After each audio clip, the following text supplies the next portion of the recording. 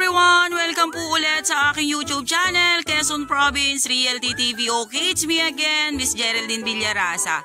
Andito na naman po ako sa isang barangay dito po sa, ito po ay boundaries po ng Guinyangan, Quezon at Tagkawayan. Then, yung pong highway na kumbaga po ay pinasukan namin papunta dito sa property, highway po ng papuntang Tagkawayan, Quezon.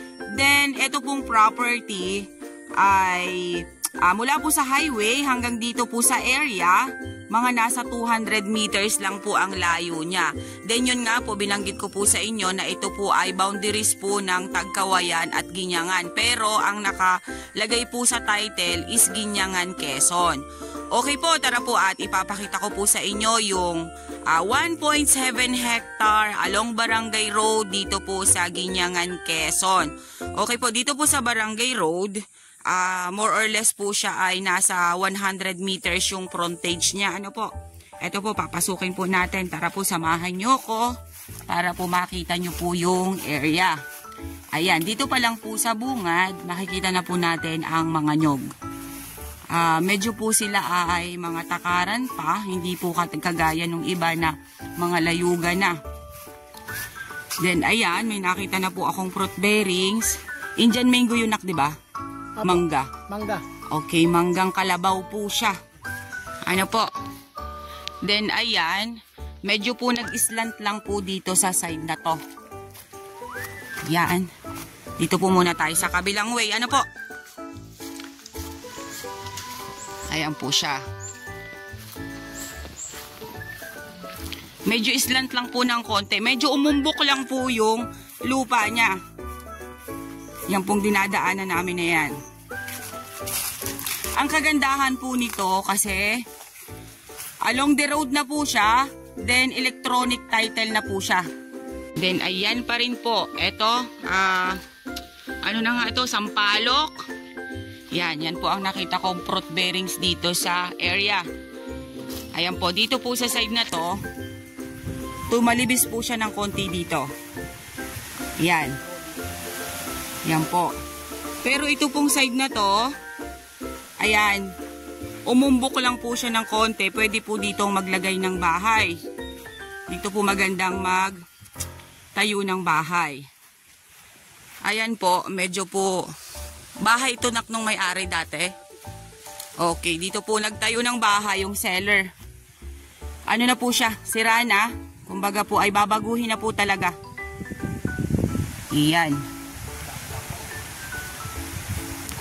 Then ayun, mga Indian mango po sa side na yon. Then almost po ay nyog. Then ayan po, may langka pa rin po sa side na to. Ano na source ng tubig dito? Okay po, deep well po ang source ng tubig. Napakalamig po dito sa area. Ayan, ito pong side na to, ayan, pumantayin po siya dito. Pwede din po ditong maglagay ng bahay.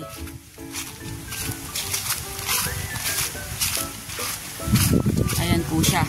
Nakasama pa to? Ayan, dito po ay medyo po tumalibis ng konti. Ano po? Diyan po sa side na yan. Yan.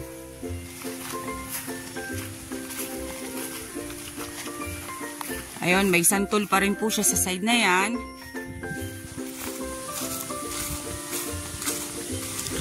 Dito, laksa ng boundaries dito. Okay. Medyo po, dyan sa side na yan, may hagi pa po dyan.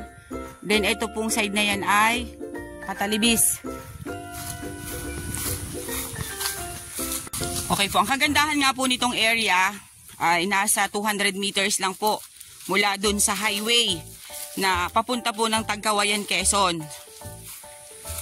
Then, hanggang dito naman po sa property, nasa 200 meters lang po ang layo niya mula po dun sa highway. Ayan, meron po ditong star up, santol.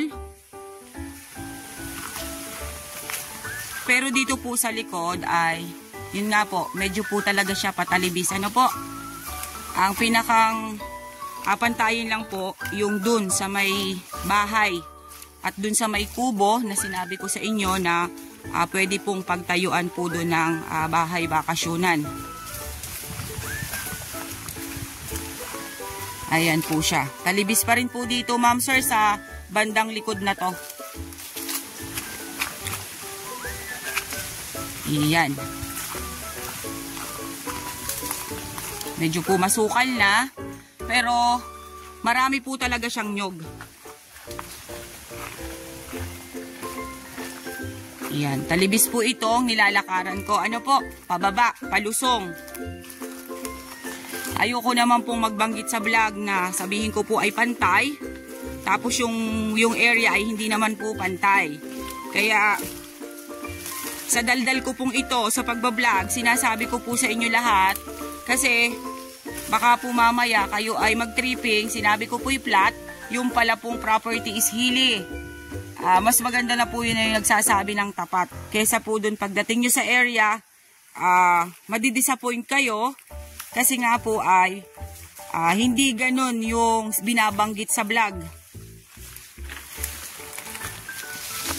Ayan po. Ito pong side na to ay patalibis. Yan. Parang sapa yung gilid. Yan po. Okay po, yan po natututukan na yan ng aking camera.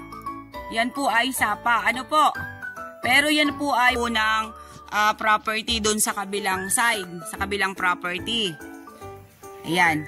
Nalang po, 'di ba, sabi ko sa inyo, ito pong side na kinatatayuan ko, siya po ay palusong or patalibis. Iyan, kulang lang po talaga siya sa linis. Pero pag ito po nalinisan, ang ganda po ng property. Madalas ko naman po sa inyong binabanggit na mas maganda po yung property na talibis. Kasi, once kayo na nagtanim, at umulan, yung pong tubig ay hindi po nai-stack sa taas. Bumababa po ang tubig kaya hindi po mabubulok ang puno ng mga pananim ninyong ilalagay dito po sa area.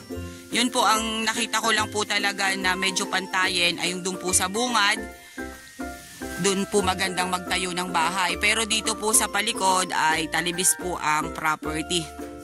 Okay, tara po, balik na po tayo doon sa unahan. Titingnan naman po natin doon sa kabilang side ng Barangay Road. Yung pinakang end po ng frontage. Ayan, napakarami po niyang nyog na maliliit pa. Then, ayun, may santol pa rin po sa kabilang dulong yon. Okay guys, nandito naman po ako sa kabilang side ng property. Ano po? Ayan, yan pong naiikutan na yan ng aking camera. Tumalibis pa rin po dyan. Yan. Then, ayan po, may mga jimili na po ditong pangilan-ngilan sa side na yan. Ang kagandahan po kasi nito, yung mga nyug po niya is mga takaran pa. Napakahabang panahon nyo pa po mapapakinabangan yung kopras dito sa area. Medyo lang po talaga maliit yung 1.7 hectare. Talaga pong hindi naman siya ganun kalakihan. Ano po? Then ang kagandahan po nito, ang ipagmamalaki ko po sa inyo nito, siya po ay TCT title. I-title na po siya, nakapangalan po siya sa nagbebenta po mismo ngayon.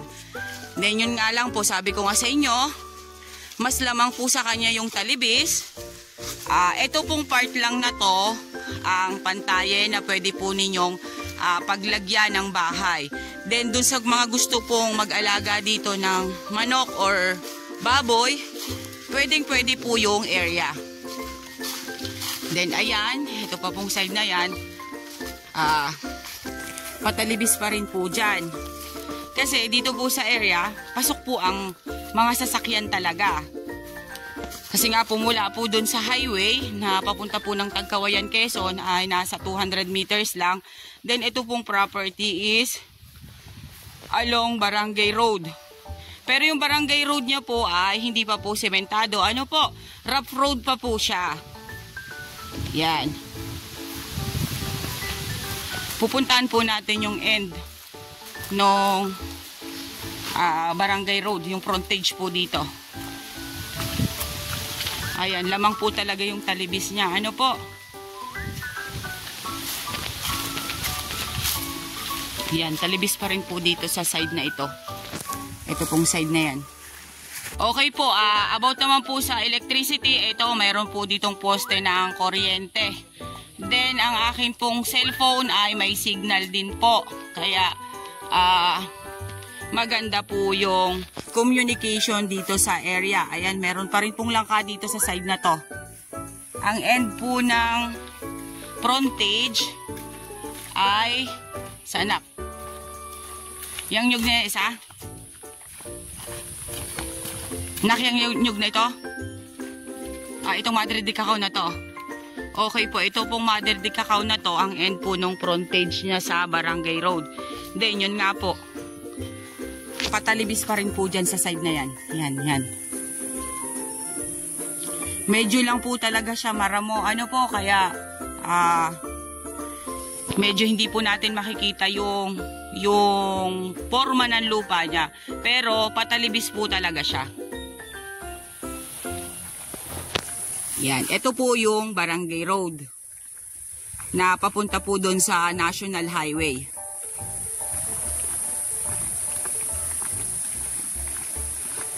Ayan, meron pa rin po pala ditong Batino at saka Bangkal. Yun po yung nakita kong kahoy dito sa area.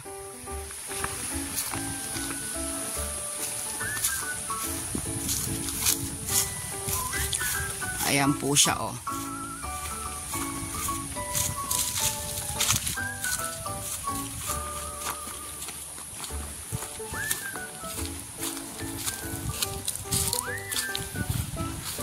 Maganda po yung property, productive po siya. Almost, nyog lang po talaga ang tanim niya dito. Ayan, meron pa rin po pala ditong maliit na puno ng mahogany.